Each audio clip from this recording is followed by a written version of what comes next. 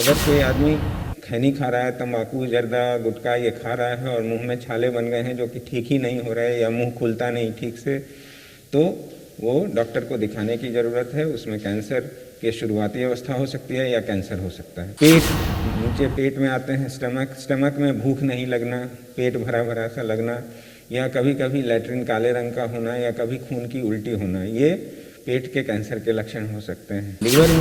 Liver में भूख नहीं लगना या जॉन्डिस हो जाना, या सुपारी को गाल में दबा करके रखना और कई जगह वहीं पे कैंसर बन जाता है। नमस्कार, आप लाइव सिटीज़ देख रहे हैं और मैं हूं आपके साथ सौम्या राठी। इस वक्त मेरे साथ बैठे हैं डॉक्टर अमरेंद्र अमर, जो कि मेदांता अस्पताल में कैंसर स्पेशलिस्ट हैं। आज हम वर्ल्ड कैंसर डे के बारे में बात करने वाले हैं, जानने वाले हैं कि कैंसर के लिए अवेयरनेस कितनी ज़रूरी है और बिहार में लोग उसके बारे में कितना कम जानते हैं। सबसे पहले सर नमस्कार, लाइव सिटीज़ पर आपका बहुत बहुत स्वागत है। नमस्कार सर, वर्ल्ड कैंसर डे ये हर साल सेलिब्रेट किया जाना क्यों ज़रूरी है? कैंसर एक बहुत बड़ी महामारी है और 2020 के आंकड़ों की बात करें तो भारत में पुरुषों में लाख पुरुषों में 93 से 94 पुरुषों में, और महिलाओं में लाख महिलाओं में 100-101 महिलाओं में कैंसर का अनुमान देखा गया था, जो कि पिछले दशक के मुकाबले 1 से 1.25% अधिक था। तो ये तो तय है कि कैंसर की संख्या धीरे धीरे बढ़ रही है। अवेयरनेस इसलिए ज़रूरी है ताकि कैंसर को शुरुआती अवस्था में जान लिया जाए और शुरुआती अवस्था में ही उसका उपचार किया जाए, क्योंकि जो विदित है, जो कि साइंस में जाना गया है और जो हम लोग भी देख रहे हैं, जो मैं भी देख रहा हूं, क्योंकि अर्ली स्टेजेज में अगर आ जाए तो उसका इलाज समुचित तरीके से संभव है, लेकिन लेट स्टेजेज में आने पे बस लाइफ थोड़े दिन प्रोलॉन्ग हो सकती है, पर कंप्लीट क्योर नैदानिक रूप से संभव नहीं है। तो इसीलिए इसका अवेयरनेस, इसके बारे में जागरूकता होनी बहुत ज़रूरी है। जी, तो डॉक्टर साहब, कैंसर के बारे में जब लोग बात करते हैं तो जो भी लोगों की प्रवृत्ति रहती है, कभी कोई ये नहीं सोचता है कि शरीर में कोई बदलाव हो तो वो कैंसर होगा। ऐसे में आप क्या कहेंगे कि लोग कितने ज़्यादा अनअवेयर है कैंसर को लेकर, कितना ज़्यादा लैक ऑफ नॉलेज है? हाँ, इसके बारे में मैं एक एग्जाम्पल देना चाहूँगा कि ये कहा जाता है कि जैसे कि स्तन कैंसर है, स्तन कैंसर में अमेरिका में ज़्यादातर समय शुरुआती दौर में ही कैंसर का पता चल जाता है, और 30% लोग ही मेटास्टैटिक डिजीज़ में, यानी जब चौथे स्टेज में कैंसर होता है तब 30% लोग ही वहाँ पर उस अवस्था में जाने जाते हैं।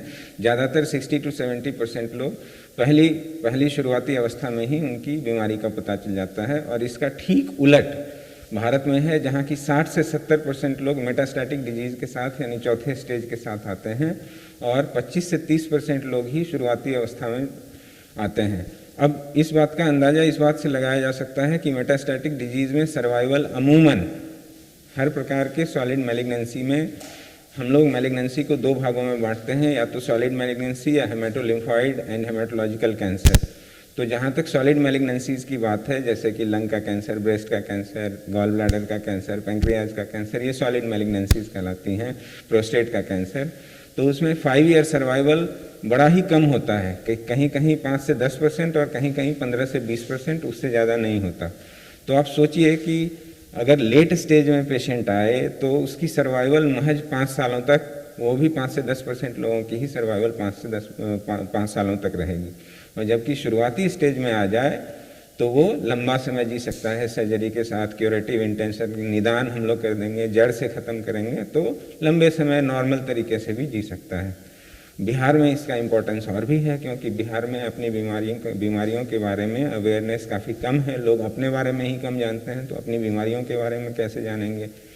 तो इसीलिए उनका अवेयर होना बहुत ज़रूरी है, और हम लोग इस दिशा में धीरे धीरे कदम उठा रहे हैं कि वो लोग जागरूक बने, अपने बारे में सतर्क रहें। जी डॉक्टर साहब, अब मैं चाहूँगी कि आप हमारे दर्शकों को ये बताएं कि शरीर में वो ऐसे कौन से बदलाव अगर नोटिस करें तो उन्हें एक बार कैंसर के बारे में सोचना चाहिए और अपनी जांच करानी चाहिए। हाँ, ये बड़ा अच्छा प्रश्न है। मैं शुरुआत करूँगा मुंह से। मुंह में अगर कोई छाला लंबे समय तक हो, ठीक नहीं हो रहा हो, तो ये लक्षण कैंसर का हो सकता है, खास करके तब जबकि किसी आदमी ने लंबे समय तंबाकू, गुटखा, खैनी इन सब का सेवन किया है और उसके मुंह में छाले बन रहे हैं। हमारे यहाँ एक बड़ी पर्टिकुलर टेंडेंसी है कि पान या सुपारी को गाल में दबा करके रखना, और कई जगह वहीं पे कैंसर बन जाता है। तो कहने का ये मतलब है कि कहीं भी हो सकता है, पर अगर कोई आदमी खैनी खा रहा है, तंबाकू, जर्दा, गुटखा ये खा रहा है और मुंह में छाले बन गए हैं जो कि ठीक ही नहीं हो रहे, या मुंह खुलता नहीं ठीक से, तो वो डॉक्टर को दिखाने की ज़रूरत है। उसमें कैंसर की शुरुआती अवस्था हो सकती है या कैंसर हो सकता है। तो ये रही बात मुंह की। उसके बाद आते हैं खाने की नली के बारे में। तो खाने की नली में किसी आदमी को शुरुआती दौर में खाने में, सॉलिड खाने में, जैसे कि रोटी खाने में, रोटी निगलने में परेशानी हो रही हो, रोटी चबा तो रहा हो पर निगलने में कहीं अटक रहा हो यहाँ पर, तो हो सकता है कि ये कैंसर हो सकता है। आहार की नली का कैंसर धीरे धीरे पानी निगलने में भी परेशानी होती है, तो उसको भी दिखाना चाहिए। आहार की नली का कैंसर हो सकता है।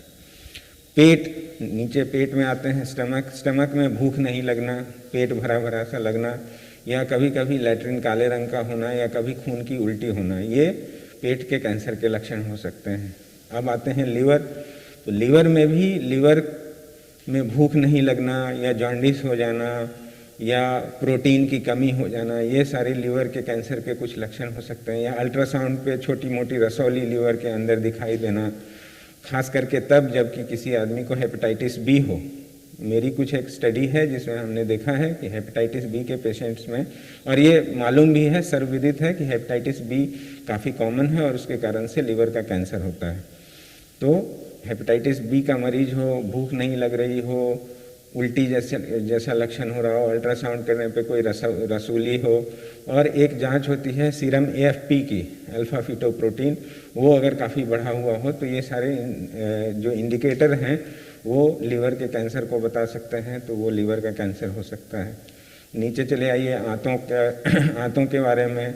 तो हमारे यहाँ खास करके बड़ी आंत और जो रेक्टम बोलते हैं, मलाशय, उसका कैंसर काफ़ी कॉमन होता है। तो ऐसे में ज़्यादातर समय क्या होता है कि ऑल्टरनेटिंग बाउल मूवमेंट, कि कभी तो कॉन्स्टिपेशन हो जाएगा, कभी डायरिया हो सकता है, कि बहुत सीवियर कॉन्स्टिपेशन रहता हो, या ब्लड आता हो लैट्रिन में। तो ये लक्षण हो सकते हैं, खास करके जब 60 साल के ऊपर के आप हों, तो ये हो सकता है कि बड़ी आंत या गुदाद्वार के कैंसर के ये लक्षण हों। तो इनको संजीदा तरीके से लेना चाहिए और डॉक्टर से संपर्क करके उसका समुचित जांच करानी चाहिए। जी डॉक्टर साहब, अब एक आखिरी सवाल यही करना चाहूँगी कि मेदांता अस्पताल में कैंसर ट्रीटमेंट की किस तरीके से तैयारी है?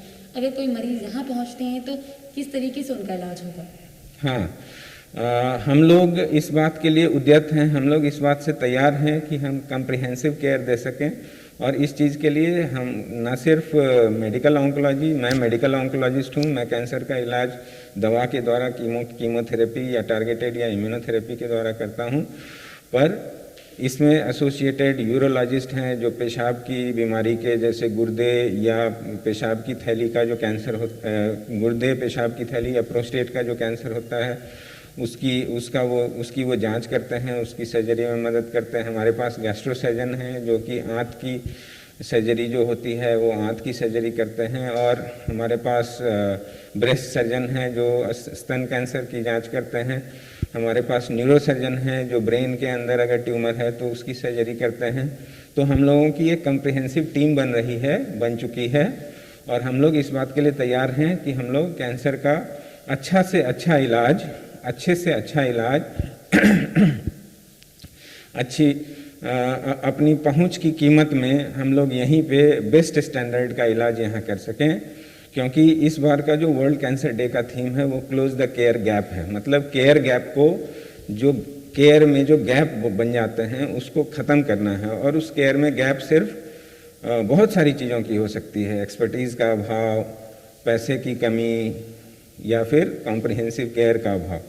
तो ये सारी चीज़ हम यहाँ देने की कोशिश कर रहे हैं, और उम्मीद करते हैं कि क्लोज द केयर गैप, जो कि इस बार वर्ल्ड कैंसर डे का थीम है, उसको हम लोग धरातल पर अवतरित करेंगे, और हम लोग अपने बिहार की जनता को हम लोग कुछ अच्छा दे सकेंगे। जी, अब बाकी की वीडियोस के लिए लाइव सिटीज़ के साथ बने रहें। अगर इस वीडियो को फेसबुक पर देख रहे हैं तो पेज को लाइक करें, यूट्यूब पर देख रहे हैं तो चैनल को सब्सक्राइब करें। लाइव सिटीज़ के साथ आप ट्विटर पर भी जुड़ सकते हैं। धन्यवाद।